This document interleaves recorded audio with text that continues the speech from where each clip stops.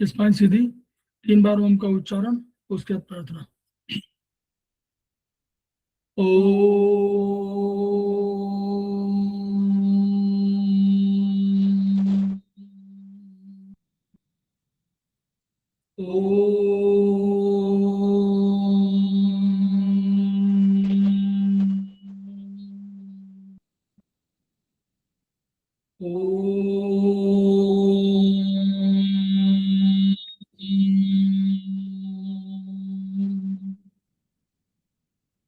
वह शक्ति हमें दो दया दे, कर्तव्य मार्ग पर डट जाए, पर सेवा पर उपकार में हम निज जीवन सफल बना जाए।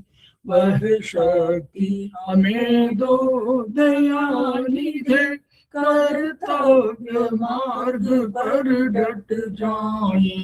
हम दीन दुखी निकलो बिकलो के सेवक बन संताप हरे, जो है बिछड़े भूले भटके, उनको तारे खुद तर जाए। वह शक्ति हमें दो दयानिधे, कर्तव्य मार्ग पर डट जाए। छल देश दंभ पाखंड झूठ, अन्याय से निश दिन दूर रहे, जीवन हो शुद्ध सरल अपना, शुचि प्रेम सुधारस बरसाए। वह शक्ति हमें दो दयानिधे, कर्तव्य मार्ग पर डट जाए। निजान मान मर्यादा का प्रभु ध्यान रहे, अभिमान रहे, जिस देव भूमि में जन्म लिया, बलिदान उसी पर हो जाए। वह शक्ति हमें दो दयानिधे, कर्तव्य मार्ग पर डट जाए, पर सेवा पर उपकार में हम निज जीवन सफल बना जाए।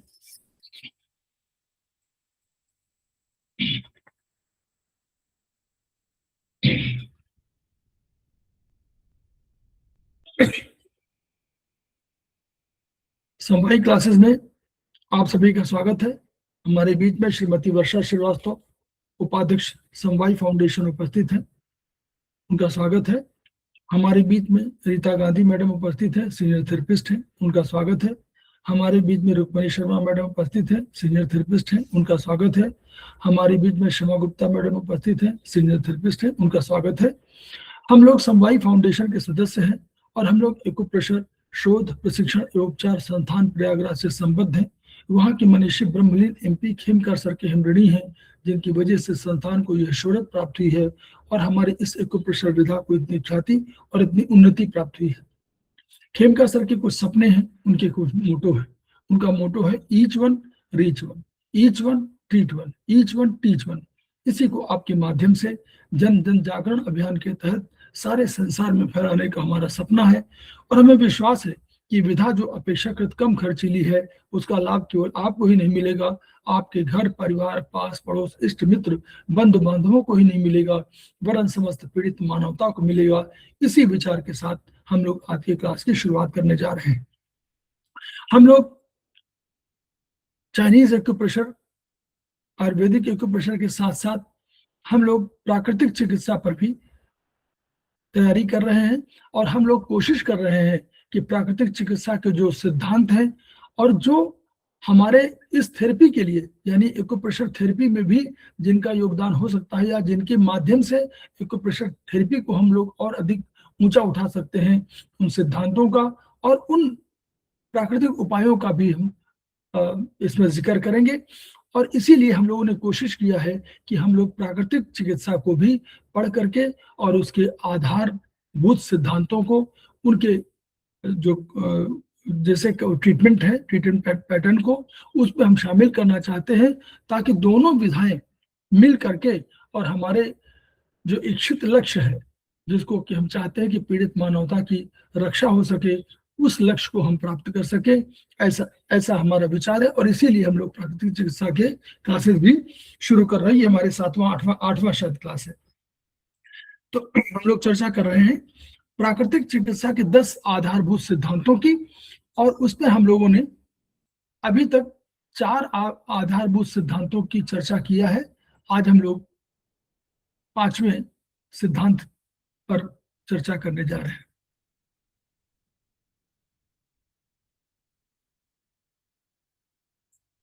हम लोगों ने ये इस चिकित्सा में ये देखा कि प्राकृतिक चिकित्सा बिल्कुल उसी प्रकार है जैसे कि हम लोगों ने देखा था कि हमारा जो आयुर्वेदिक पक्ष था, जो आयुर्वेदिक एक्यूप्रेशर था, उसमें हम लोग कहते थे कि पंच महाभूत है और पंच महाभूतों से हमारा शरीर निर्मित हुआ है।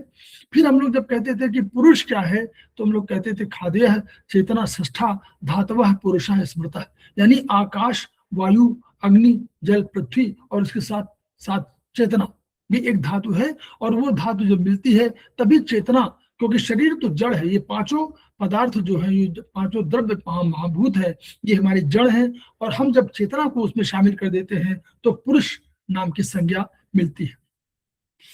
वैसे ही आयुर्वेदिक, वैसे ही नेचुरोपैथी, चूंकि पुराना सबसे मूलभूत सिद्धांत चिकित्सा पद्धति यही थी, इसलिए उसमें भी वही बात कही गई थी। और उसमें भी कहा गया था कि जो हमारा शरीर है तो वो हमारे 6 तत्वों से बना हुआ है। तो 6 तत्व में कहा महत्त्व, आकाश तत्व, वायु तत्व, अग्नि तत्व, जल तत्व और पृथ्वी तत्व। ये तो महत्त्व जो था, महत्त्व जिसको बोलते हैं, वो चेतना के रूप में था, वो परमात्मा की अनुकृति के रूप में था, या परमात्मा के रिप्रेजेंटेशन के रूप में था। उसको आत्मा कह सकते हैं, उसको चेतना कह सकते हैं। तो उनके इन तत्वों के द्वारा ही चिकित्सा वो कहती है।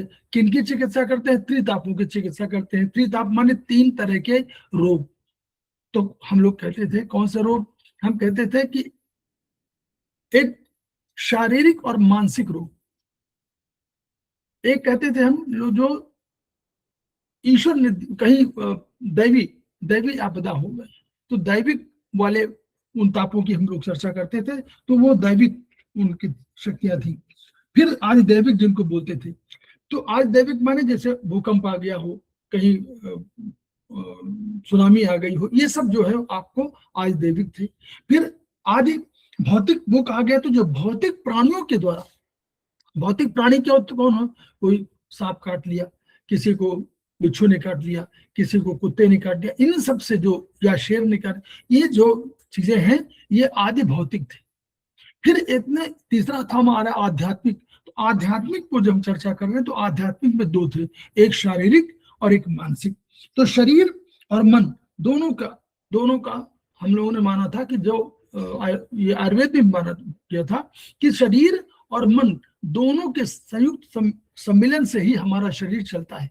यानी कोई शरीर तो जड़ है और उसमें मन और आत्मा, ये सब हमारे तत्व ऐसे, जो चेतना है वो इनके द्वारा, चेतना इन्हीं के द्वारा उत्पन्न की जाती है। तो अगर शरीर कमजोर है, यानी शरीर रोगी है, तो मन भी रोगी हो जाएगा, और मन रोगी है तो शरीर भी रोगी हो जाएगा।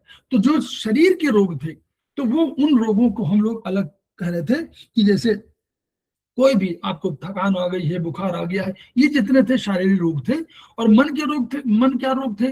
मन में वही सब रोग थे जो हम लोग सोचते हैं कि भाई ईर्ष्या, द्वेष, क्रोध, लोभ, मोह, ये सब सारे जो थे वो मन के रोग थे। तो जितना ये बढ़ेंगे उतना ही। तो इन तीनों तापों की हम लोग इन 6 द्रव्यों से, यानी 6 तत्वों से चिकित्सा करते थे। वो ही हमारी जो है प्राकृतिक चिकित्सा है। ये हम लोगों ने बताया था। उसके बाद थोड़ा डिस्कस किया था कि हमारे कंट्रीब्यूशन, विदेशी कंट्रीब्यूशन भी था और हमारे देश का भी यानी भारतीय योगदान भी था। तो इस पर हम लोगों ने चर्चा किया था।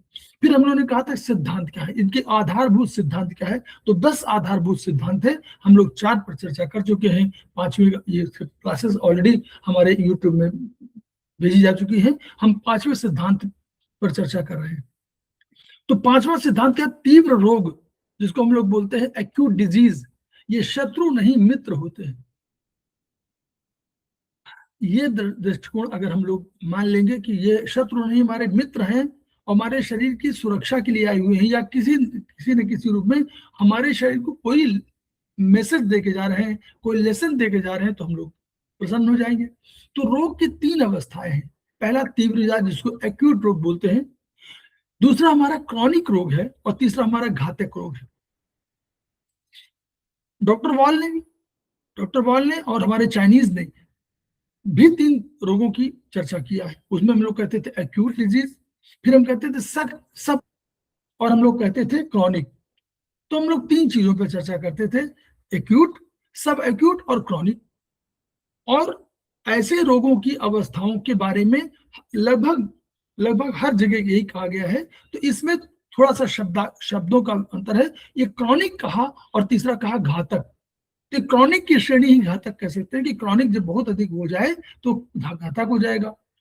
तो शरीर में अब कौन है उत्पन्न सबसे अधिक, हम लोग माना था चिकित्सा में कि जो हमारे शरीर के अंदर मल है, कोई भी मल है, विजातीय द्रव्य है, तो इसको हम लोग मल कह रहे थे। तो ये हमारा शरीर का तंत्र क्या करता है, शरीर हमारे स्वयं अपने आप में बहुत बड़ा चिकित्सक है, प्रगति चिकित्सक है। और प्रगति के अंश हम अपने कह रहे हैं, जो कि हमने आयुर्वेद में कहा था कि यावंतो ही लोके मूर्तिमंतो भाव विशेषा तावंत पुरुषे और यावंत पुरुषे तावंतो लोके। तो जैसे हम कह रहे थे कि ये ब्रह्मांड से हमारी तुलना है और ब्रह्मांड का अंश हमारे अंदर है, और हम जो है हमारे जो अंदर जो है वो ब्रह्मांड में है, तो यानी हम ब्रह्मांड के किसी न किसी अंश के रूप में है। तो जब अगर प्रगति स्वयं चिकित्सक है तो हमारा शरीर भी चिकित्सक हो सकता है। तो हम लोगों ने कहा कि ये द्रव्य जो है विजातीय द्रव्य है, ये मल के रूप में है। इवन जल अगर अधिक आवश्यकता से अधिक हो तो भी मल है। कोई प्रोडक्शन हो रहा है तो प्रोडक्शन के साथ साथ 3 चीजें, प्रोडक्शन, कोई फैक्ट्री बन रही है तो फैक्ट्री में निर्माण हो रहा है। हमारे बीच में आबा जैन मैडम उपस्थित हो गई हैं, उनका स्वागत है।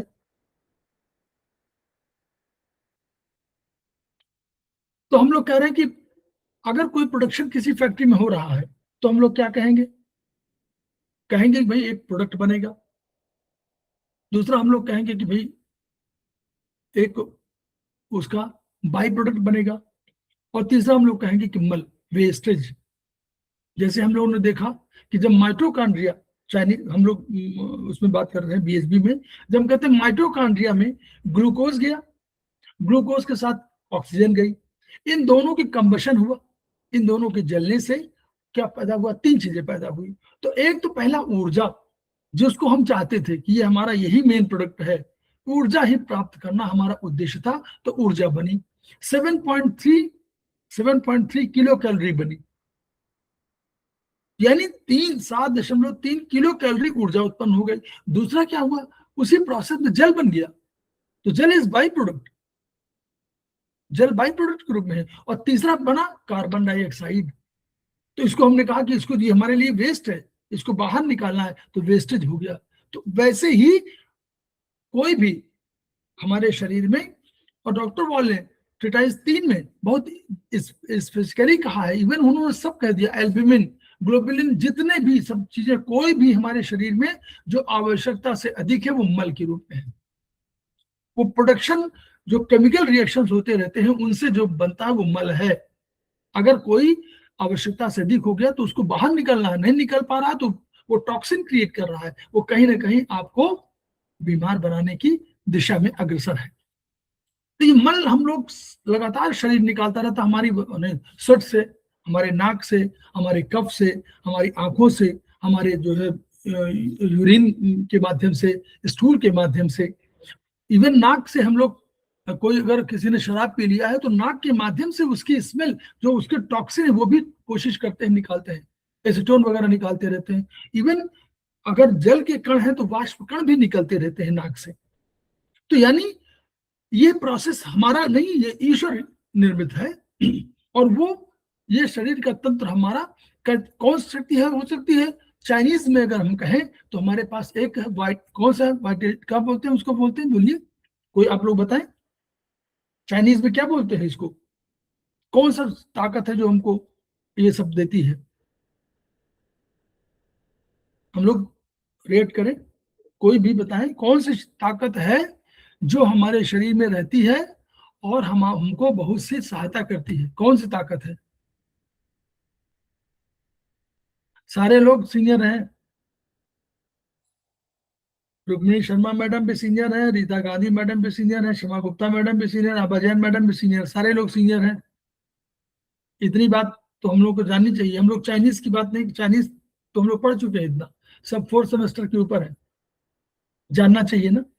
एक ही तो चीज है जो चाइनीज बार बार कह रहे हैं, वो कह रहे हैं कि एक चीज आती है प्रारब्ध से।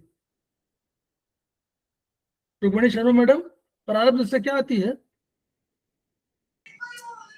Kidney essence sir. Yes, essence जी, ये एसेंस है, वही हमारे शरीर में है, जो कहती है कि हमारा शरीर यही इसी एसेंस की वजह से बहुत से काम करता है। उसी एसेंस को आप कुछ भी कह लीजिए, उसको हम जीवनी शक्ति कह लें, हम एसेंस कह लें, हम ईश्वरीय शक्ति कह लें, हम प्राकृतिक शक्ति कह लें, जो कहना हो कह लीजिए, लेकिन है वही जी सर, से मिली है, जो माता पिता से मिली हुई है, जो प्रारब्ध कर्मों से मिली है। यही जीवनी शक्ति है जो हमारे अंदर सब सारे शरीर के तंत्रों को चलाती रहती है। तो ईश्वर की कृपा तो है ही है। ईश्वर अंश जीव अविनाशी और चेतन अमल सहज सुख राशि, ईश्वर का अंश है। और ये भी जीव माने हमारे जो आत्मा हमारे बैठी हुई अविनाशी है, उसको नष्ट नहीं कर सकते। गीता की तरह न जायते मृते वा कदाचिन, न जायते म्रियते वा कदाचिन, नायम भूत्वा भविता वा न भूय, अजो नित्य है शाश्वतोयम पुराणो न हन्यते हन्यमाने शरीरे, कोई नहीं मार सकता। तो वो जो जीवनी शक्ति है वही प्रबल अगर हुई तो ये सारे फंक्शन हमारे होते रहते हैं, सब अपने आप निकालता रहता है। लेकिन कौन रोमकूप निकालते हैं, गुर्दे निकालते हैं, गुदा निकालते हैं, त्वचा निकालते, सब निकलता है। परंतु जब ये तंत्र किसी कारण से कमजोर पड़ते हैं, कमजोर पड़ गए तो क्या हुआ, तो हमारे तीव्र रोग प्रकट हो गए। यही वाले तीव्र रोग है जो हमारे एक्यूट डिजीज को बोलते हैं, उनको तीव्र रोग कहा गया हिंदी में, अदरवाइज वो ही एक्यूट है। शरीर में एक स्वाभाविक जीवन शक्ति वाइटल फोर्स होती है, इसे वाइटल फोर्स कह दिया, हम लोगों ने कहा एसेंस कहा। हर अलग अलग शब्द, वही शब्द भाषा शब्द अलग हो सकते हैं, लेकिन जो मूलभूत भावना वही है। जो यह वाइटल फोर्स क्या करती है, शरीर को स्वस्थ बनाए रखती है। शरीर में जब विषैले पदार्थ जमा हो जाते हैं, टॉक्सिन हम लोग लेते हैं, आवश्यकता से अधिक लेते हैं, आवश्यकता से अधिक मिर्चे, आवश्यकता से अधिक खटाई, आवश्यकता से अधिक कोई भी चीज, चाहे कोल्ड ड्रिंक हो, चाहे आपको आइसक्रीम हो, कुछ भी, चाहे आपको घी हो, चाहे तेल हो, कुछ भी जो भी आप खा रहे हैं, चाहे मसाले अधिक हो, तो जीवनी शक्ति विषैले पदार्थ जमा होंगे तो जीवनी शक्ति बाहर निकालने में सक्रिय हो जाती है अगर जीवन शक्ति प्रबल है। और जब यही निकालने की कोशिश करती है, ऐसा मत सोचिए कि वो सबल है तो भी और वो निर्बल है तो भी, तो क्या करती है, तीव्र रोग के रूप में, मान लीजिए आपके अंदर जमा हुआ है तो अंत में ये तीव्र रोग के रूप में निकाल देगी, ताकि आपको बुखार हो जाए। जैसे मान लीजिए बुखार हो गया तो बुखार के माध्यम से क्या है, हम चाहते हैं कि उस संक्रमण नष्ट हो जाए। तो तीव्र रोग जैसे बुखार, सर्दी, खांसी, उल्टी, दस्त आदि वास्तव में शरीर की सफाई अभियान है, सफाई की प्रक्रिया है। वो क्या है, आपने वोमिटिंग कुछ गलत चीज खा लिया, वोमिटिंग हो गई, तो वो चीज निकल गई। अब निकल गई तो नेचुरली आपका शरीर साफ हो गया। यूरिन के माध्यम से कुछ निकल गया, कुछ स्टूल के माध्यम से निकल गया। बुखार सर्दी आएगी, बाहर से कोई चीज आई, बुखार आ गया तो उनको हटा दिया। तो उदाहरण क्या दिया उन्होंने? उदाहरण के लिए बुखार शरीर का तापमान बढ़ाकर कीटाणुओं को नष्ट करने और विषैले पदार्थों को निकालने में मदद करता है। उसी प्रकार दस्त और उल्टी के माध्यम से शरीर क्या करता है? हानिकारक तत्वों को बाहर निकाल देता है। इसलिए ये रोग नहीं है, बल्कि शरीर की स्वाभाविक रक्षा और उपचार प्रक्रिया है। इसको रोग मत मानिए। टेम्परेचर, सामान्य टेम्परेचर को मत दबाइए, हाई टेम्परेचर को दबाइए, लेकिन सामान्य टेम्परेचर को मत दबाइए। 99 है, 100 है, मत कोई दवा दीजिए। क्यों? क्योंकि यह तो आपके शरीर की स्वाभाविक रक्षा प्रक्रिया है। हाँ, जब अधिक हो जाता है तो हम लोग इसलिए नहीं देते हैं कि टेम्परेचर हो गया, इसलिए देते हैं कि उससे ब्रेन प्रभावित ना हो जाए उस टेम्परेचर पर, इसलिए हम लोग देते हैं दवाइयाँ। कि 101 हो गया, 102 हो गया, तो चाहते हैं कि या तो पट्टी बांध दीजिए, मिट्टी वो कोई उसका ठंडे पानी की, तो वो भी, और नहीं तो आप उसको टेम्परेचर से दबा दीजिए ताकि उतने टेम्परेचर पर ब्रेन प्रभावित ना हो, इसलिए देते हैं। तो तीव्र रोग शरीर के लिए एक चेतावनी संकेत भी है कि शरीर में कुछ गड़बड़ी है और उसे सुधारने की जरूरत है। हम उसको, उस मैसेज को हमको पढ़ना है कि भाई वो कोई प्रॉब्लम है और अब हमें आहार विहार और जीवन शैली में सुधार करना है। हमने बहुत खटाई खा लिया, हमने बहुत गोलगप्पे खा लिया, हमने बहुत जो है मिर्ची खा लिया, हमने बहुत पिज्जा खा लिया, जितने भी हमने क्या, हमने आलस से खूब किया, हमने आलस से खूब किया। हम मूवमेंट नहीं कर रहे हैं अपना, हम लेटे हुए हैं। हम सवेरे सूरज 6 बजे उगता है, हम 9 बजे तक सोते हैं। तो हमने जो है अपने जीवन शैली में कहीं गड़बड़ी किया है, जिसकी वजह से ये हमको सुधारने की आवश्यकता है। चेतावनी हमको मिल गई, हम चेतावनी को समझें। हमको मूवमेंट करना है, हमको विहार, विहार माने ये नहीं है कि आप चले जाइए यहाँ से लंदन, ऐसा विहार। विहार माने ये कि डेली आपको जाते मूवमेंट करना है, आपको पैरों का, हाथों का, सब, और बाहर प्रकृति को देखना है। और जब आप बाहर जाइए तो आप कोशिश करिए कि 4 लोग न जाए,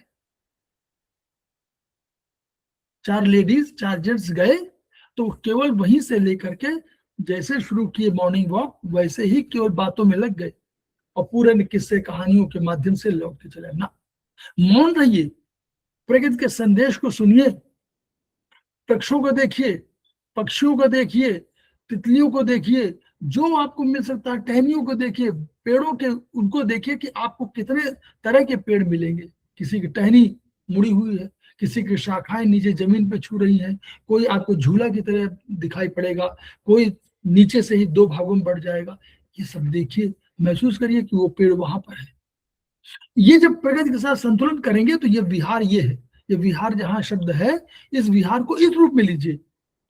वायु का सेवन करिए, वायु को महसूस करिए, थोड़ा ऐसी सांस लीजिए जिसमें थोड़ा सा अंदर इनहेल अधिक करें और फिर धीरे धीरे एक्सहेल करें। ये भी प्रोसेस करिए, बात मत करिए। बात करने से विहार नहीं होता, बात करने से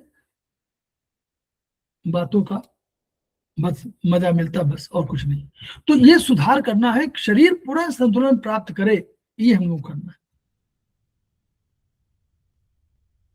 जितना कर सकें, ये मैं नहीं कह रहा हूं, जितना कर सके उतना करिए। आवश्यक नहीं कि एक ही दिन में कर लें, धीरे धीरे आदत पड़ेगी तो बढ़िया करेंगे। तीव्र रोगों को दवाइयों के माध्यम से दबा देने से शरीर की सफाई प्रक्रिया अधूरी रह गई। एंटीबायोटिक आपने दे दिया, टेम्परेचर उतार दिया, जो विषैले पदार्थ निकलने थे वो हो गए, जो हम जिसको मारना चाहते थे वो नहीं मरे, खुद अपने सही आदमी मर गए। सेल्स सेल्स मरते हैं, दोनों सेल्स मरेंगे, उनके भी सेल्स मरे, हमारे भी मर गए। हम लोग कहते हैं ना कि एंटीबायोटिक जब हम लोग देते हैं तो हमारे पास कौन सा, कोई बैक्टीरिया हमारे पास रहता है शरीर में जो बहुत लाभदायक है? कोई है? किसी जगह रहता है वो? बीएचबी, हेमंत सिंह हमारे बीच में उपस्थित हो गए, उनका स्वागत है। हमारे पास एक बैक्टीरिया रहते हैं, मतलब बैक्टीरिया का नाम मत बताइए, बैक्टीरिया कहाँ रहते हैं ये तो बता सकते हैं? गट में सर, हैं? गट में। नहीं, Stomach- ब्लड में नहीं, ब्लड में नहीं सर, इंटेस्टाइन में हाँ, लार्ज इंटेस्टाइन में, ठीक। इंटेस्टाइन में हम लोग रहते हैं, वो हमको कहते हैं वो नॉन पैथोजेनिक। जो पैथोजेनिक माने जो रोग कारक हो, और एक नॉन जो हमारे लाभकारक हो, इनको लाभदायक बैक्टीरिया कहते हैं। ये हमारे शरीर में रहते हैं। क्यों लाभदायक है? क्योंकि ये हमारे शरीर का रक्त नहीं चूसते। और तो रक्त चूसते रहते हैं, हुक वर्म है, ये टेप वर्म है, ये सब सारे जो है हमारे रक्त चूसते रहते हैं, ये हमारे रक्त नहीं चूसते। तो ये क्या करते हैं, ये आपकी सहायता कैसे करते हैं? तो आपको तो चूसे नहीं, अब भोजन वो भी तो खाएंगे, तो जो आपका वेस्टेज होता है उससे भोजन बना लेते हैं। फिर आपको सहायता कौन कैसे करते हैं? आप प्रोटीन और कार्बोहाइड्रेट आपने खाया, नहीं पचा, तो उसको वो पचाने में सहायक करते, तो पचा देते हैं, तो उसको फिर वो आपको उससे कुछ गैस और कुछ अपना निकलती है, तो वो उसको इस तरह वो आपके सहायता करते हैं। तो ये अगर आपने एंटीबायोटिक बहुत खाया तो बेचारे वो ही मर जाते हैं। तो हम लोग क्या बोलते हैं, अब आजकल आधुनिक में क्या याकुल्ट योकुल्ट क्या होता है ना, याकुल्ट क्या देते हैं, कोई वो देते हैं, है ना। प्रोबायोटिक।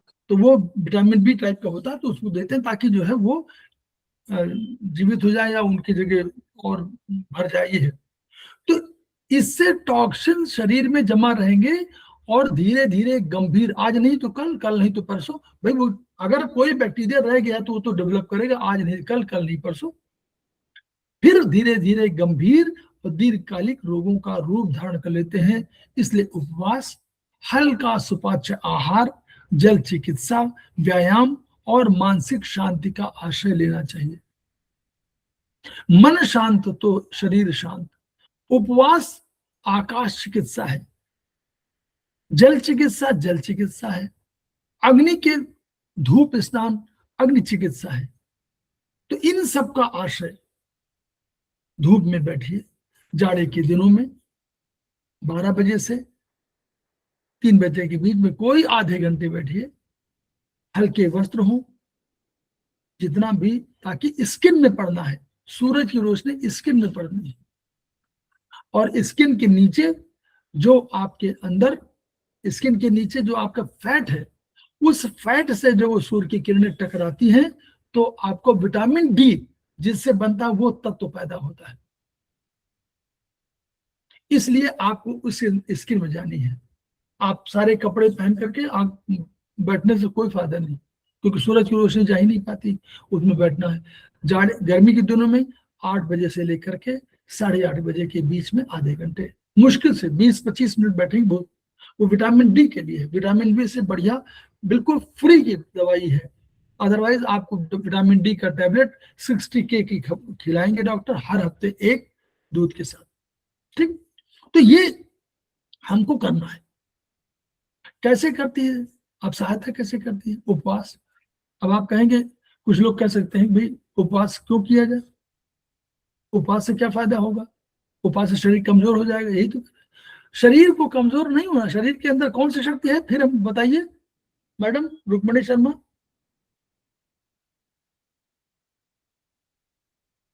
अभी और लोग बता सकते हैं, अभी बताया था हम रुक्मणी शर्मा मैडम ने, शरीर के अंदर कौन शक्ति है? आबाजैन मैडम, हेमंत सिंह, कौन सी शक्ति है शरीर के अंदर? एक है, चाइनीज में पढ़ा हम लोगों ने, सर चीट सेल्फ फीलिंग। है? सेल्फ फीलिंग सर, ची एनर्जी। नहीं नहीं सर, अरे जो पढ़ा है, जो पढ़ा वो ऐसे नहीं, अंदाज से नहीं। पोस्ट मैटर सर, इसेंस, हाँ प्री मैटर वही सर। हाँ हाँ, प्री, उसका नाम इसेंस है। तो इसेंस, इसेंस है हमारी, वो ऑलरेडी हमारे पास बहुत ताकतवर है। तो वो आपको वेट घटाने, उनके लिए बहुत परेशान मत होइए। उपवास करने से जो शरीर की शक्ति है, ऊर्जा है, वो जब उपवास करेंगे तो क्या होगा, स्टमक फंक्शन नहीं करेगा, एलआई फंक्शन नहीं करेगा, एसआई फंक्शन नहीं करेगा, कम करेगा ना, पहले की अपेक्षा कम करेगा। भोजन खूब खा रहे हैं और कम खा रहे हैं तो दोनों में अंतर है। तो वो जो शरीर की जो ऊर्जा है वो इनके पचाने में नष्ट नहीं होगी, बल्कि सुरक्षित होगी, और वो मल को बाहर निकाल देगी, यानी टॉक्सिन को बाहर निकाल देगी।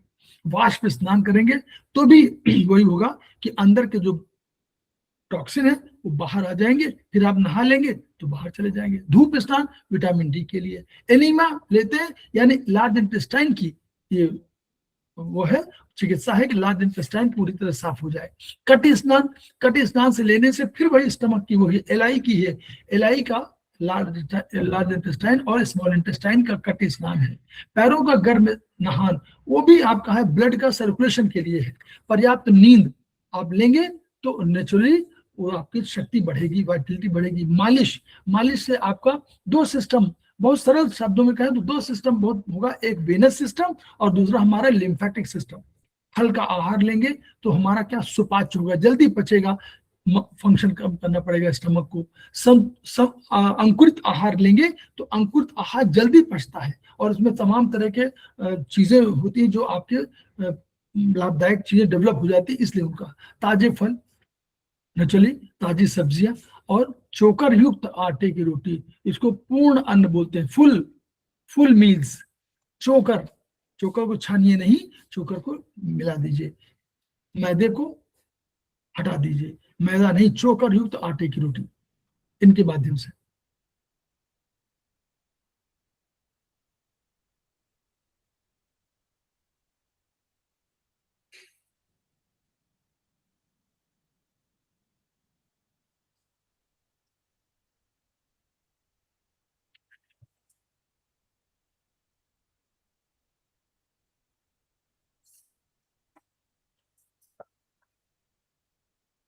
अब छठवां सिद्धांत क्या है?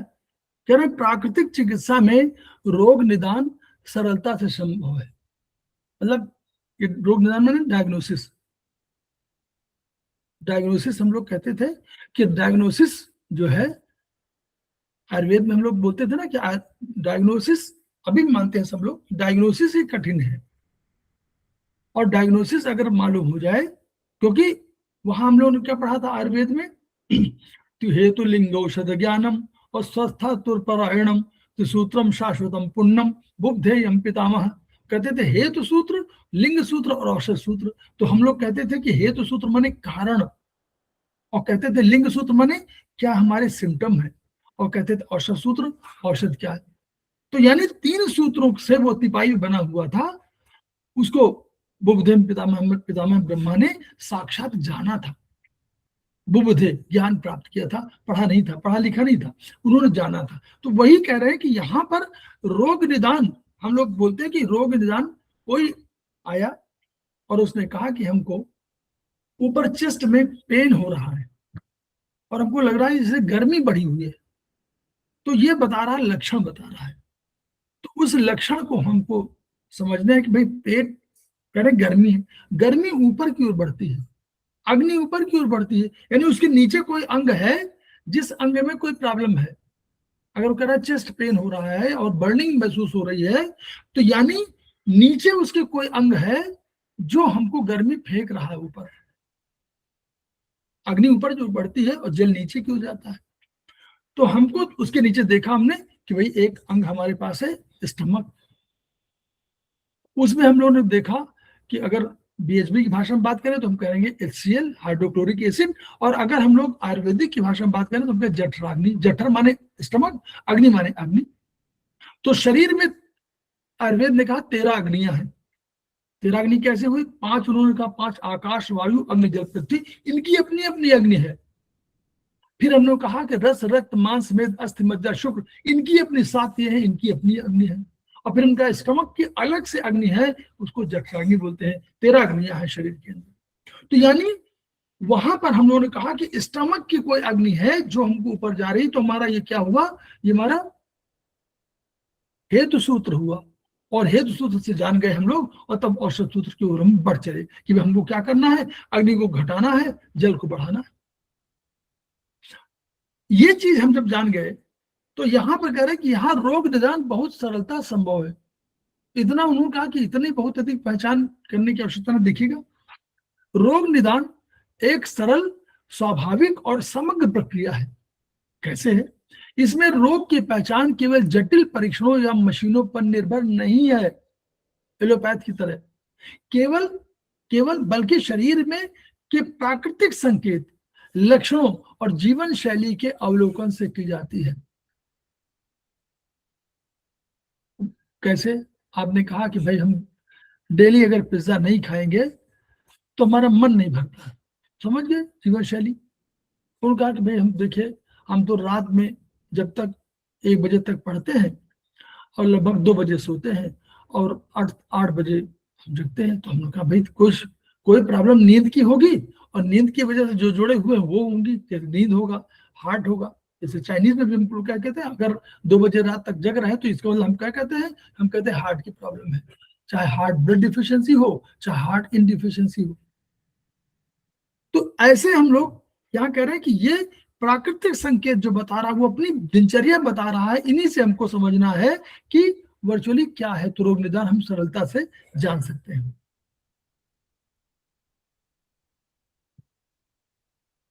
शरीर स्वयं अपने भीतर के असंतुलन के संकेत देता है, जैसे थकान लग रही, इसका मतलब कहीं हम चाइनीज भाषा में बात करें तो स्पीड,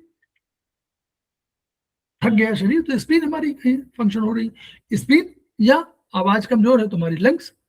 तो भूख में कमी, फिर आ गया स्टमक स्पिन, भूख नहीं लग रही तो स्टमक स्पिन आ गई हमारे। हम यहाँ भी हम लोग उसको भी जानते हैं कि भूख में कमी हो गई, तो यानी आपको जब भूख ही नहीं लग रही है, इसका मतलब कि कहीं कोई ऑर्गन, यानी स्टमक का ऑर्गन फंक्शन नहीं है। अपच, वो भी अपच माने जठराग्नि की कमी। त्वचा पर दाग धब्बे, इसका मतलब कि आपको अग्नि बढ़ गई, दाग धब्बे आ गए, कोई प्रॉब्लम है जो अग्नि बढ़ी है तो क्या करेगी अग्नि? आयुर्वेद के हिसाब से, चाइनीज के हिसाब से किडनी का रंग ब्लैक है, इसलिए अगर ब्लैकिश कोई एलिमेंट होता है तो हम लोग किडनी पर ध्यान जाता है। आयुर्वेदिक सिद्धांत के अनुसार से नहीं, अगर कोई ब्लैकिश हो रहा है तो हमको अग्नि पर ध्यान देना है, क्योंकि अग्नि जो है जलाती है, उष्ण है, तीक्ष्ण है ना, पाक प्रभा प्रकाश वर्ण, तो ये वर्ण पर परिवर्तित हो रहा है, हमारा कलर परिवर्तित हो रहा है। उधर लीवर, क्रोध से भी आपका चेहरा काला पड़ जाएगा। तो यानी त्वचा पर दाग धब्बे, सिर दर्द हो रहा है तो हम फिर प्राकृतिक चिकित्सा में स्टमक भी कारण हो सकता है। चाइनीज, अगर हम लोग अपनी भाषा में बात करें, एक्यूप्रेशर भाषा में, सिर दर्द के लिए हम मान सकते हैं, क्या बन सकते हैं, हम कहते हैं लीवर, हम कहते हैं गार्बेडर, हम कहते हैं हार्ट। तीन जो उस लीवर का बेटा हार्ट, लीवर गार्बेडर दोनों हस्बैंड वाइफ, और उनका बेटा हार्ट है, तो उनका एक भाई, ये सब प्रॉब्लम आ सकती है। नींद में बाधा आ रही है, हम लोग कह रहे हैं हार्ट, चाइनीज के हिसाब से हम लोग हार्ट कह रहे हैं कि हार्ट में प्रॉब्लम है, कहीं नींद में बाधा आ रही है। यहाँ कह रहे हैं कि नींद में बाधा है तो आपकी वाइटलिटी ही तो कमजोर हो रही है, चिड़चिड़ापन यानी क्रोध, यानी ये आपका नींद में बाधा है तो चिड़चिड़ापन भी आएगा। तो ये चाहे लीवर में हो जाए, चाहे आपका गड़बड़ हो, प्रभावित हो, तो ये प्रभावित हो रहे हैं, तो यानी ये असंतुलन जो आ रहे हैं वो हमको बता रहे हैं कि हमारा दिनचर्या, जब हमारी लाइफ स्टाइल वही गड़बड़ है, इसलिए हमको हमारा रोग निदान समझ में, भाई रोग इनका ये है कि अगर नींद इनको ठीक से आने लगे तो ठीक हो जाएंगे। तो उनका रात भाई ठीक है, कोई बात नहीं, हमारे उसका सिस्टम है कि रात में जब सोने लगिए तो आप पैरों गर्म स्नान कर लीजिए, तो वो उस तरह तमाम पद्धतियां हैं।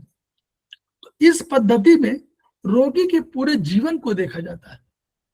What is your life style, दिनचर्या क्या है, कितने बजे उठते हैं, कितने बजे सोते हैं, कितने बजे क्या करते हैं, क्या खाते हैं। आप कहते घर का खाना हमको अच्छा नहीं लगता, हम तो बाहर का ही खाना खाते हैं। तो घर का खाना मतलब अधिक, घर का खाना कॉम्परेटिवली दूसरे कम तुलना में अधिक सात्विक, बाहर अधिक तामसिक, खूब मिर्च मसाला, वेज और नॉन वेज में और मिर्च मसाला, तेल पूरा भरा हुआ, मिर्च मसाला जब तक नहीं होगा तब तक मजा नहीं आएगा। तो ये सब चीजें हो, चिकित्सक रोगी के आहार विहार, दिनचर्या, मानसिक स्थिति, नींद, व्यायाम आदतों का विश्लेषण करता है। बोले हम 25 वर्ष के हो गए हैं, हम तो आज तक कभी टहलने नहीं गए। अभी वाइटलिटी है, आपको समझ में नहीं आ रहा है, लेकिन जब आप बाहर नहीं जाएंगे तो ये शरीर आपका कितने दिन आपका साथ देगा, तो इनका विश्लेषण हमको करना है।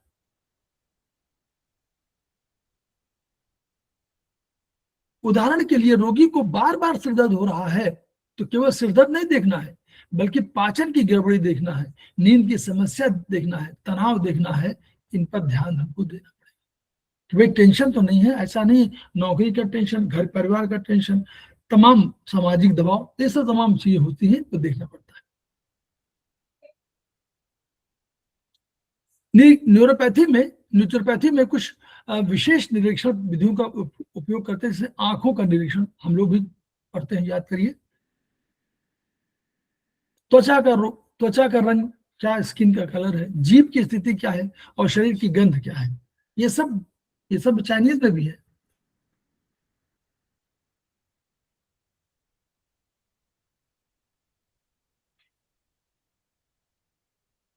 ये सभी संकेत शरीर के अंदर की स्थिति को दर्शाते हैं। प्राकृतिक चिकित्सा पद्धति रोग को केवल एक स्थान तक सीमित नहीं मानती, कहती कि भाई अगर कोई रोग है तो एक स्थान तक सीमित नहीं है, कोई टॉक्सिन है तो एक जगह तो होगा नहीं, तो घूम रहा, ब्लड के माध्यम से घूम रहा है, हर जगह घूम रहा है, ट्रांसफर होता रहता है। याद हम लोगों ने पढ़ा है कि सेल के अंदर, हम लोगों ने क्या पढ़ा है कि सेल के बाहर कोई वो होते, क्या होते हैं, छिद्र होते हैं कि नहीं, छिद्र होते हैं कि नहीं मेम्ब्रेन में, बोलिए। जी सर।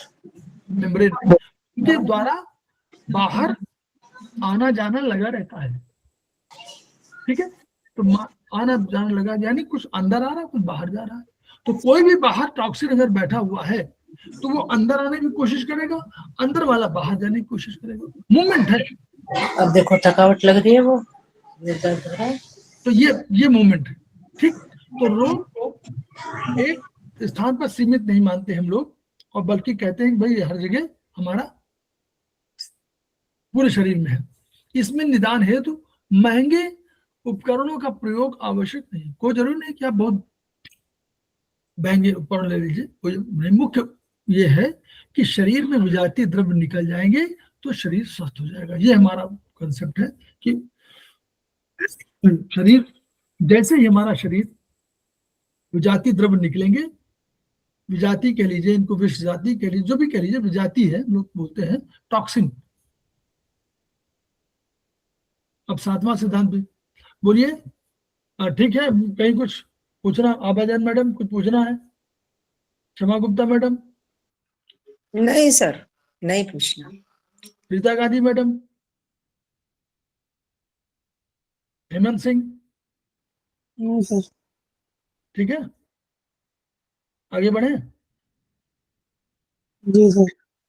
7वां सिद्धांत है, 10 सिद्धांत है, 7 तक आज पढ़ा देंगे, फिर एक बार और पढ़ा देंगे, फिर हम लोग सिद्धांत वाले पक्ष से आगे होंगे, फिर और आगे। अभी तो जो लोग ज्वाइन कर चुके हैं वो लोग अभी योग दर्शन हम लोग थोड़ा सा कठिन विषय है, तो उस योग दर्शन में, क्योंकि जब हम लोग यम नियम आसन, जो वास्तव में यम नियम हम लोग देख रहे हैं, तो जो हमारा आयुर्वेदिक एक्यूप्रेशर में यम नियम है वो यम नियम नहीं है, समझ रहे हैं आप लोग? अभी वो उसको मत सोचिएगा कि वो यम नियम है, वो यम नियम में अवधारणा, वो अपना कंसेप्ट है, आयुर्वेदिक एक्यूप्रेशर का कंसेप्ट है, जो योग सूत्र का है, पतंजलि का योग सूत्र है जो, उसमें वो कंसेप्ट अलग है, तो उसको अलग मानिएगा। यम नियम जो है कंसेप्ट वही अष्टांग योग, यम नियम आसन प्राणायाम प्रत्याहार धारणा ध्यान समाधि, ठीक है, तो वही कंसेप्ट है, लेकिन उसके जो 5 जो यम 5 है, नियम 5 है, तो वो जो हमारे यहाँ आयुर्वेदिक एक्यूप्रेशर में उतने नहीं है, उस तरह नहीं है, ठीक है, वो अपनी अवधारणा उनकी अलग है, इसलिए ध्यान रखिएगा। आप ये मत सोचिए कि वही नियम, वही यम और वही नियम होंगे जो आयुर्वेदिक एक्यूप्रेशर में है। योग दर्शन के या योग सूत्र के अपने अपने सिद्धांत है 5 उन पर, ठीक है, तो वो उसमें एक योग दर्शन पर एक केवल लेक्चर भी तो हुआ है, मतलब एक वीडियो रिलीज हुआ है, वो वीडियो को आप लोग पढ़िएगा, उसमें ईश्वर प्राणिधान का कंसेप्ट भी है, अच्छा कंसेप्ट पढ़िएगा, सुनिएगा, मतलब सुनेंगे तो अच्छा लगेगा। सातवां सिद्धांत क्या कहता है, हम इसका पर्पस बता दें आपको। जो हम लोगों को लग रहा होगा कि हम लोग ये सब इतना मेहनत क्यों कर रहे हैं, तो जो कंसेप्ट है मैं आपको थोड़ा सा बता दूं कि आप लोग सोच रहे होंगे कि भाई ये क्या है, सबके लिए अवगत करा दूं।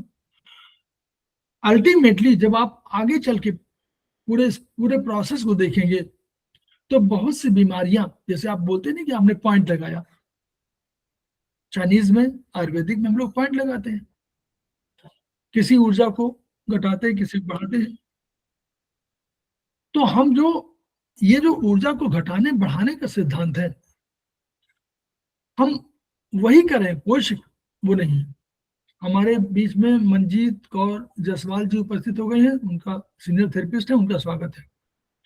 तो हम लोग चाहते ये है कि रोगी जल्दी ठीक हो, तो दो चीजें हम नहीं करते हैं। हम एलोपैथ, जैसे एलोपैथ में क्या होता है, रोगी रोग का इलाज किया, दवा दे दिया, और उनकी डायटिशियन आई या डायटिशियन आया और उसने कहा कि आप ये खाइए, एक पूरी डाइट चार्ट दे दिया और कहा ऐसे खाइए, डायबिटीज में, आपका एचबीपी में, सब में दे दिया ना, याद करिए, देते हैं ना, देते हैं ना सब डाइटिशियन हॉस्पिटल में भी।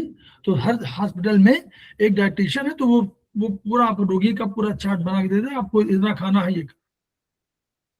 आयुर्वेदिक एक्यूप्रेशर में और चाइनीज एक्यूप्रेशर में ऐसा नहीं कि नहीं होगा, होगा जरूर, आयुर्वेद में भी है और चाइनीज में भी होगा, लेकिन हम लोग अभी उस पर उतना ध्यान नहीं देते हैं। देते हैं नहीं आयुर्वेद देते, ऋतु के हिसाब से होता है।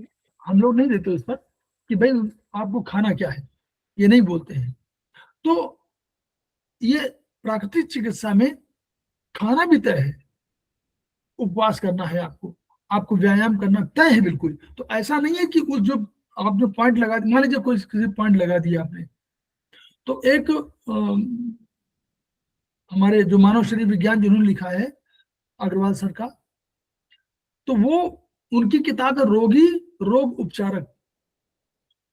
किसी ने पढ़ी है, देखी कि नहीं देखी, पढ़ी तो नहीं होगी, देखी कि नहीं। रोगी कॉमा रोग उपचारक, तीन रोग उपचारक, तीन चीजें हैं, मतलब रोगी है और रोग है, उपचारक है।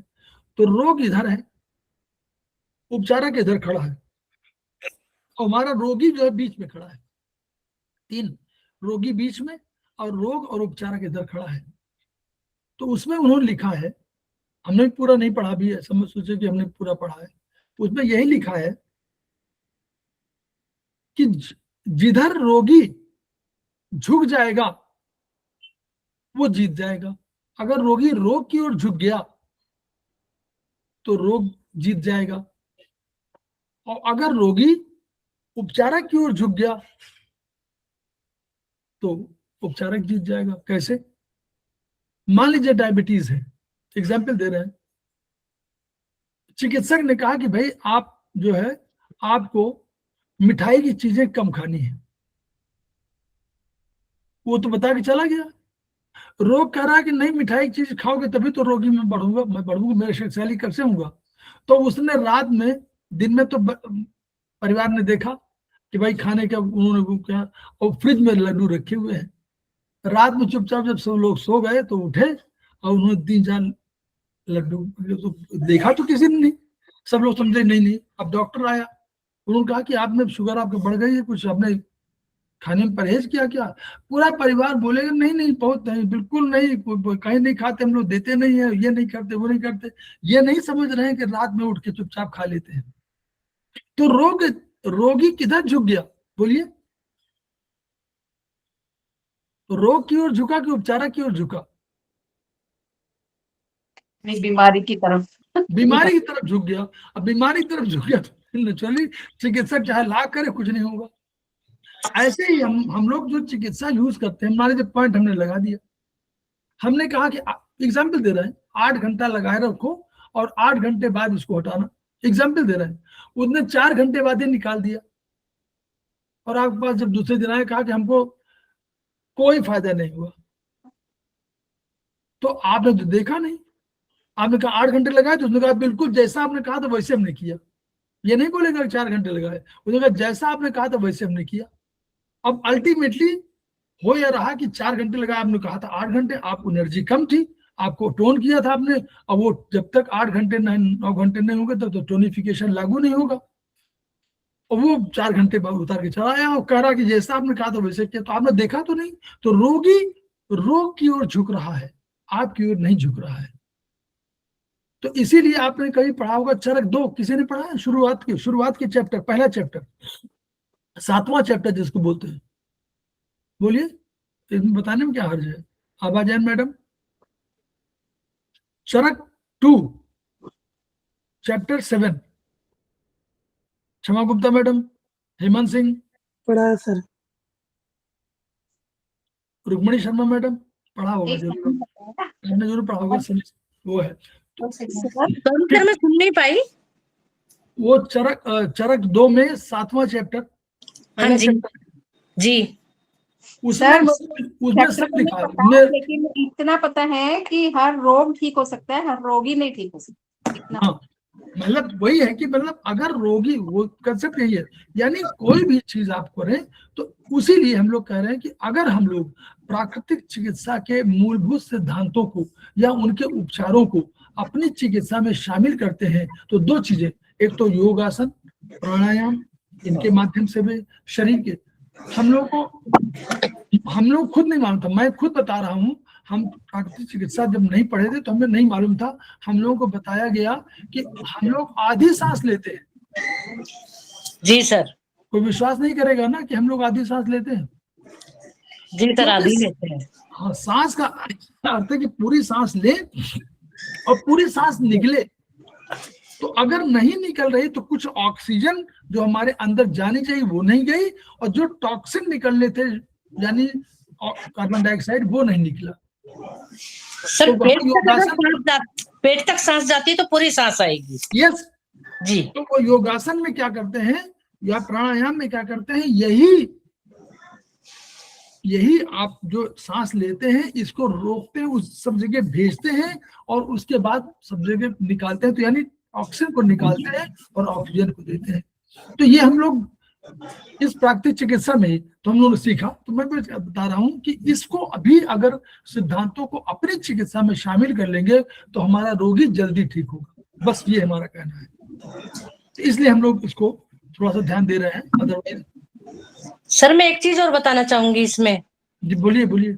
जिसका बीपी हाई रहता है, ये मैंने खुद आजमाया है। जैसे हम सुबह धरती पे पैर रखने से पहले हम देखें अपनी कौन सी नाड़ी हमारी चल रही है, जो नाड़ी हमारी चल रही है हम उसी पैर को लिखें तो हमारा बीपी कभी हाई नहीं होगा। हाँ, जो सांस चल रहा ना, हाँ, जी जो स्वर चल रहा है, यहाँ से स्वर का सुबह धरती में पैर रखने से पहले आप ये देखें कि कौन सी नासिका हमारी चल रही है, और जो नासिका चल रही है। बिल्कुल सही बात, बिल्कुल ये है।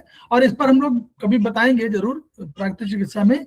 और दूसरा भी है कि जब जो हाई बीपी के शिकार हो, वो जब नहा कर निकले, नहाइए, नहाने के बाद निकलिए और निकलने के बाद एक गिलास पानी, जल, धीरे धीरे नॉर्मल जल, शीतल वही जो जैसा जल है वही आप एक गिलास पीजिए नहाने के तुरंत बाद। ये हाई बीपी वाले शुरू कर दें तो आपको फायदा होगा। 15 दिन बाद देखिएगा जो जिनको है। क्रॉनिक भी ठीक होगा जी, क्रॉनिक भी ठीक होगा। हाँ, सबके लिए। मतलब ये कहा गया कि ये और तो चिकित्सा अलग है, लेकिन ये नॉर्मल, इसमें कुछ जाता नहीं है।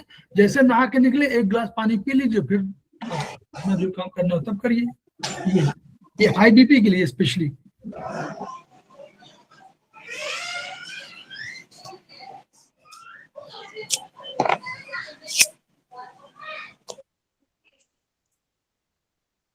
सातवां सिद्धांत, तो सातवां सिद्धांत क्या कहता है? जीर्ण रोगों में आरोग्य लाभ में अपेक्षाकृत समय कम लगता है। अब एक प्रश्न हमेशा आता है कि भाई जो जीर्ण रोग हैं वो ठीक नहीं होते, और ये सभी लोग मानते हैं कि एलोपैथी जो है, जीर्ण रोग या जो भी हो वहां पर सबसे उपचार है, और जीर्ण रोगों के लिए और कोई नहीं है, ना कोई चाइनीज ना कोई आयुर्वेदिक और ना कोई प्राकृतिक चिकित्सा। लेकिन होता क्या है कि जीर्ण रोगों में आरोग्य लाभ में अपेक्षाकृत, ये नहीं कह रहे हैं कि अपेक्षाकृत समय लगता है, इसमें कोई शक नहीं, अपेक्षाकृत समय कम लगता है, कम समय कॉम्परेटिवली बात कर रहे हैं। क्या है, होता क्या, देखिए क्या है प्राकृतिक चिकित्सा के दर्शन क्या है।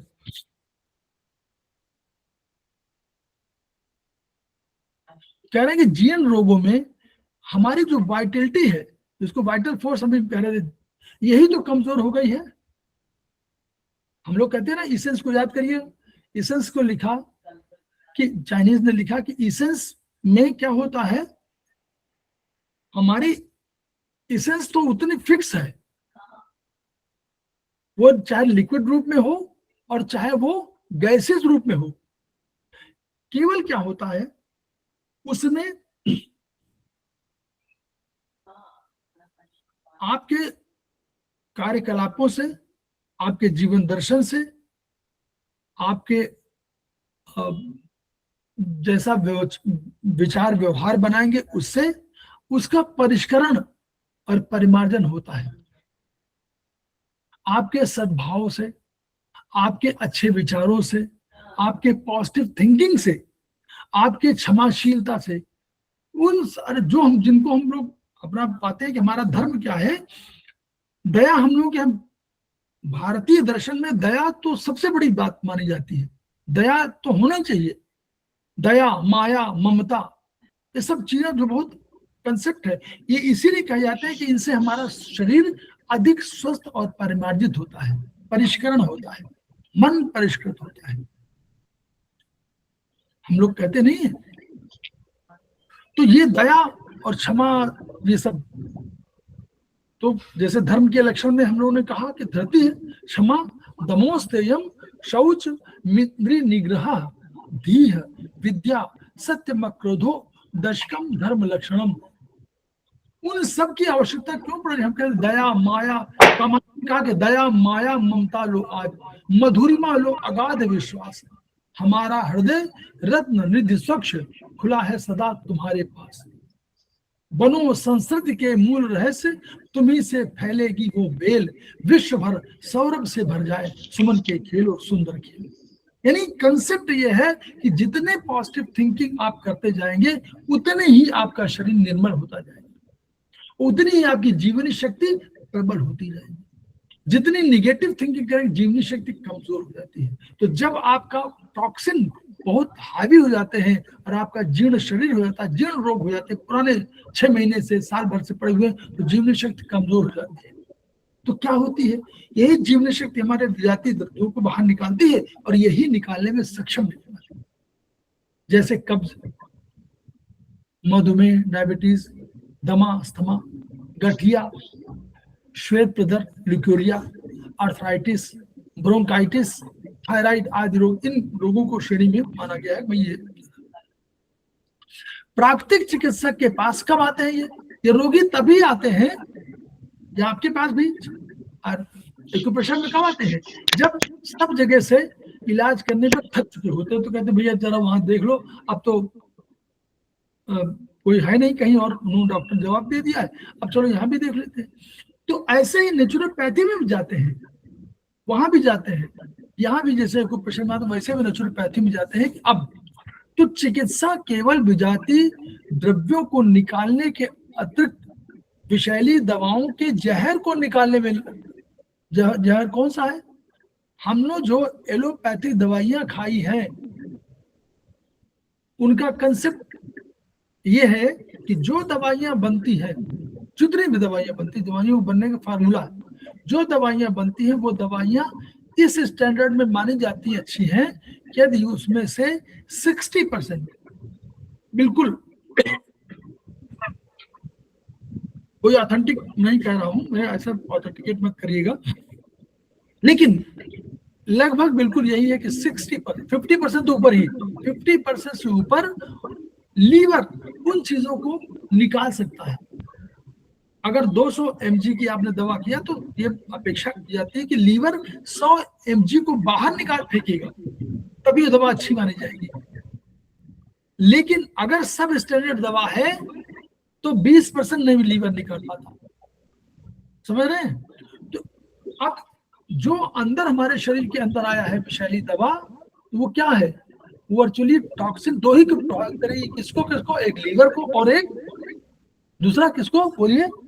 स्प्लीन, लीवर को, दूसरा स्प्लीन, किडनी, किडनी।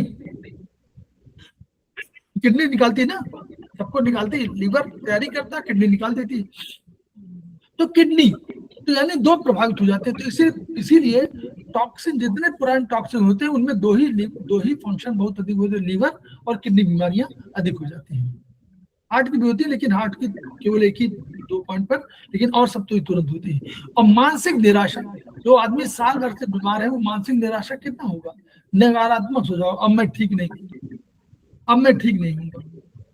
ये जो अब ये चीज है, अब इसको हम लोग एलोपैथ नहीं मानेगा कोई कि भाई हम ये भी इससे क्या होता है, लेकिन हम लोग मानते हैं कि निराशा अगर हो गई, अगर आशा जीवित है तो आप जल्दी ठीक होंगे, और निराशा है तो आप देर से ठीक होंगे। तो प्रकृति की नियमावली में संहार जल्दी संभव है, कोई भी हो, पर जल्दी विकास असंभव। विकास करने में वर्षों की इबारत क्षण भर में खत्म हो जाती है ना? तो यही विनाश और विकास का वो है कि विनाश जल्दी होता है लेकिन विकास मुश्किल से होता है। तो विकास ये धीरे धीरे, रोग का विकास और विनाश धीरे धीरे होता है। कैसे विकास हुआ? धीरे धीरे, आपको लग रहा बन रहा। अब जब ये विनाश अब पहुंच गया, तब पहुंचा आप पास, मालूम तब हुआ जब आप बिल्कुल कोई फैक्टर्स आपको आने लगे और मेडिकल चेकअप में पूरा आने लगा कि ये आपका गड़बड़ हो रहा है। डॉक्टर वॉल को पढ़िएगा, टिटाइस 3 और 4 पे, उसमें देखिए कि उसमें पढ़िएगा तो उसमें लिखा हुआ है कि यदि आप कोई चिकित्सा करने जाएं तो पहले आपको क्या होगा? पहले आपको रोग उभर के बाहर, हाँ, टेस्ट पहले हो जाएगा। तो टेस्ट जब होगा तब मालूम पड़ेगा, लेकिन पहले हो चुका है। और आयुर्वेद भी कहता है कि पूर्व रूप और संप्राप्ति, 3 बोलता है ना शब्द, बोलता है पूर्व रूप और संप्राप्ति।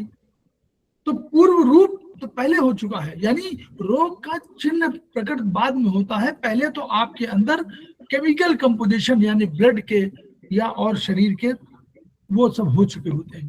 तो अब जब आपके पास अंत में आया तो उस समय उस पर जहरीली दवाइयां सब, इन सब का प्रभाव हो चुका है। तो प्राकृतिक चिकित्सा प्रणाली में रोग अच्छा होने का मतलब ये नहीं रोग को दूर ना, रोग अच्छा तो हो ही जाएगा, लेकिन रोग दूर होने का मतलब कि आपको नया जीवन मिले, आपको और स्फूर्ति आए, पूर्ण रूप से तंदुरुस्त और शक्तिशाली होना भी है, यह कंसेप्ट है। इसलिए प्राकृतिक चिकित्सा में जिन रोगी ठीक होते हैं और अन्य चिकित्सा पद्धतियों की अपेक्षा जल्दी ठीक होते हैं। कैसे करते हैं चिकित्सा? सिद्धांत, उपवास, पहला उपवास। जो लोग उपवास नहीं करते हैं, जो करते हैं वो साधुवाद, जो नहीं करते हैं वो अब शुरू कर दें। 1 हफ्ते में 1 दिन का उपवास। कोई आवश्यक नहीं कि आप पहले जल पर रहें, पहले धीरे धीरे हल पर रहिए, धीरे धीरे जल पर आइएगा। तो उपवास। एनीमिया जो लोग चिकित्सा भी करते हैं वो भी नहीं लेते, लेकिन एनीमिया जब लेना शुरू करेंगे तो आप समझ में आ जाएगा कि उसकी वैल्यू क्या है। वाष्प स्नान, ये टॉक्सिन निकालने का बहुत बड़ा। कटी स्नान, ये सबसे महत्वपूर्ण माना जाता है। कटी स्नान बहुत महत्वपूर्ण। धूप स्नान, ये बहुत महत्वपूर्ण। मिट्टी की पट्टी, ये बहुत महत्वपूर्ण, विषैले द्रव्यों को सोख लेती है। लपेट, इसमें वो पट्टी लपेटते हैं, आपको चेस्ट में लगा दिया, पेट में लगा दिया। सुपाच्य भोजन आज इनके माध्यम से चिकित्सा की जाती है। तो हम लोग यहाँ पर 7वें तक हम लोग आ गए और हम लोग यहीं पर रोक देते हैं।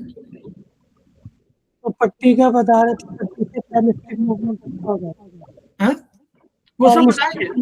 अभी ऐसा है ना, अभी हेमंत जी, अभी तो हम लोग जो है सिद्धांत पक्ष में अधिक चल रहे हैं, और ये सब जब क्योंकि बताना सभी है, लेकिन जब तक सिद्धांत पक्ष नहीं जानेंगे तब तक उसको आप जान नहीं पाएंगे क्यों, उसकी उपयोगिता क्या है। तो उपयोगिता बताते जा रहे हैं, धीरे धीरे करके सब फैलाते जा रहे हैं कि भाई ये धूप स्नान की उपयोगिता क्या है।